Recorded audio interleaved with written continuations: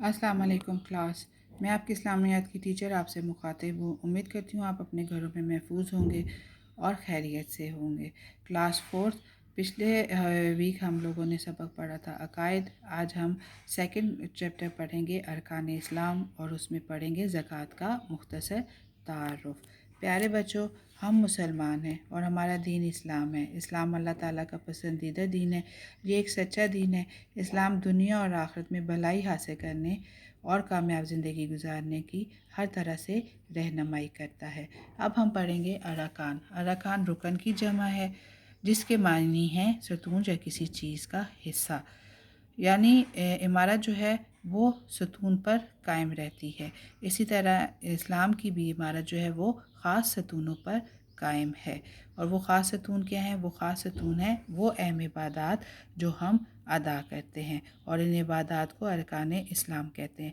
ایک مسلمان ہونے کی حیثیت سے ہم لوگ 5 عبادات کو ادا کرتے ہیں اور وہ کہلاتی ہیں ارکان اسلام. اس میں سب سے پہلے ہے کلمہ طیبہ، نماز، روزہ، زکوٰۃ اور حج. اب اس میں ہم پڑھیں گے زکوٰۃ کا مختصر تعارف. آج کا سبق کا جو عنوان ہے وہ ہے زکوٰۃ کا مختصر تعارف. اس میں ہے زکوٰۃ کے معنی. زکوٰۃ کے معنی ہیں پاک ہونا یا بڑھنا. زکوٰۃ کے معنی ہیں پاک ہونا یا بڑھنا. اب اس پہ آتے ہیں اس کی اہمیت کے بارے میں. زکوٰۃ ادا کرنے کی اہمیت کا اندازہ اس بات سے لگایا جا سکتا ہے کہ قرآن میں جہاں جہاں اللہ تعالیٰ نے نماز کا حکم دیا ہے وہاں اس کے ساتھ زکوٰۃ ادا کرنے کا حکم بھی دیا ہے. اس کی اہمیت کا اندازہ اس آیت سے لگایا جا سکتا ہے جو سورہ بقرہ کی آیت نمبر 43 ہے. وہ ہے وَأَقِیمُوا الصَّلَاةَ وَآتُوا الزَّکَاةَ. اس کا ترجمہ ہے اور نماز قائم کرو اور زکوٰۃ ادا کرو. اس کے بعد آتا ہے اس کی فرضیت کے بارے میں. زکوٰۃ اصل میں تو 2 ہجری میں فرض ہوئی. اس کا حکم 2 ہجری میں آیا، لیکن اس کے نظام کا باقاعدہ آغاز 8 ہجری میں فتح مکہ کے بعد ہوا. اس کے بعد اس کا آ جاتا ہے نصاب کہ زکوٰۃ ہمیں کس طرح سے ادا کرنی چاہیے. اس کا نصاب یہ ہے کہ مال کا 2.5% حصہ. ہمارے پاس جو مال ہے وہ اس کا 2.5% حصہ. جس طرح کسی انسان کے پاس 7.5 تولے سونا یا 52.5 تولے چاندی یا اس کی قیمت کے مطابق مال موجود ہے اور وہ مال جو ہے وہ 1 سال تک اس کے پاس ہے تو وہ اس کا 2.5% حصہ جو ہے وہ زکوٰۃ ادا کرے گا. جس طرح سے ایک مسلمان مال پر زکوٰۃ ادا کرتا ہے، اسی طرح سے زرعی پیداوار پر بھی زکوٰۃ ادا کی جاتی ہے، اور اس زرعی پیداوار پر جو زکوٰۃ دی جاتی ہے اسے عشر کہتے ہیں. اس کے بعد ہے زکوٰۃ کے فوائد. زکوٰۃ کے بے شمار فوائد ہیں، ان میں سے چند ایک درجہ ذیل ہیں. اس میں کیا ہے کہ زکوٰۃ سے انسان کا مال پاک و صاف ہو جاتا ہے. زکوٰۃ ادا کرنے سے اللہ تعالیٰ مال میں برکت ادا کرتا ہے. نمبر 3 ہے زکوٰۃ سے معاشرے کے نادار اور مصلح افراد کی مدد ہوتی ہے. نمبر 4 ہے زکوٰۃ ادا کرنے سے انسان کے دل میں مال کی محبت کم ہوتی ہے. اور نمبر 5 ہے زکوٰۃ ادا کرنے سے انسان کے دل میں اللہ تعالیٰ کی محبت پیدا ہوتی ہے. یہ ہے ہمارا زکوٰۃ کے فوائد اور آج کا سبق. اب ہم آتے ہیں اس کے ایکسرسائز کی طرف. اس میں سب سے پہلے ہے کوسچن آنسر. کوسچن کیا ہے؟ نمبر 1 ہے ارکان اسلام سے کیا مراد ہے؟ ارکان اسلام سے کیا مراد ہے؟ اس کا آنسر یہاں سے ہے. ارکان رکن کی جمع ہے جس کے معنی ہے ستون یا کسی چیز کا لازمی حصہ. جس طرح ایک عمارت ستونوں کے بغیر کھڑی نہیں رہ سکتی، اسی طرح اسلام کی عمارت بھی خاص ستونوں پر قائم ہے. یہ ستون دراصل وہ اہم عبادات ہیں جن کے بغیر اسلام کا تصور نہیں کیا جا سکتا. ان عبادات کو ارکان اسلام کہا جاتا ہے. نیکسٹ کوسچن ہے اسلام کے بنیادی ارکان کے نام لکھیں. اسلام کے 5 بنیادی ارکان ہیں. کون کون سے؟ کلمہ طیبہ، نماز، روزہ، زکوٰۃ اور حج.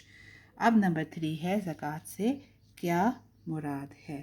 نمبر 3 کا آنسر جو ہے وہ یہاں سے ہے. ज़कात के लफ्ज़ी मायने पाक होना या बढ़ना के हैं। इस्लामी शरीयत में इससे मुराद हर साहिब निसाब का अपने माल के 2.5% हिस्से से मुस्तहिक लोगों की मदद करना है। यहाँ तक आपका क्वेश्चन नंबर 3 है।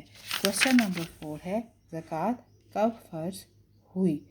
तो ज़कात 2 हिजरी में फ़र्ज़ हुई, लेकिन इसका